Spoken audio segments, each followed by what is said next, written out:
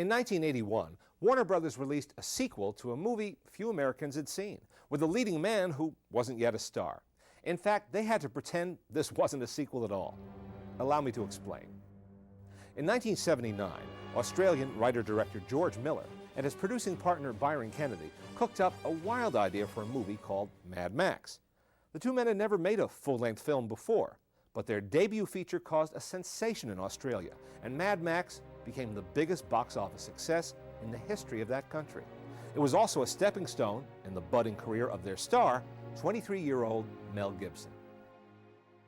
Eventually, an American distributor acquired the rights to the now worldwide success Mad Max, but they worried that the heavy Aussie accents would be indecipherable to U.S. moviegoers. So they dubbed the film, including the voice of the American-born Mel Gibson.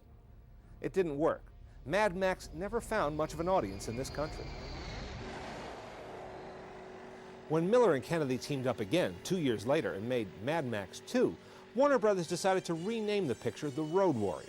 After all, why would American audiences pay to see Mad Max 2 if they'd never even heard of Mad Max 1? It turned out to be the right move. The Road Warrior became a smash in the U.S., just as it had been around the world. So what exactly is the appeal of The Road Warrior? Well, I can remember my reaction when I first saw it. For one thing, I could barely sit back in my chair. I can't think of another film that's as constantly moving as this one is. John Ford made history when he staged an Indian attack that lasted 11 minutes in his classic 1939 Western, Stagecoach. Well, the tanker chase in this movie runs 13 minutes, and it's just one component of a film that you could call a non-stop chase.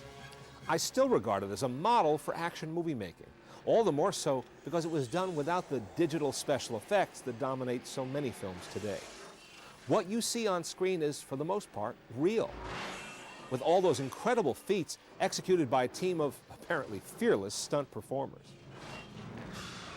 Stunts were performed that had never been attempted before, from a road tanker rolling over at 65 miles per hour, to a biker riding smack into a stationary dune buggy, propelling him a distance of 65 feet.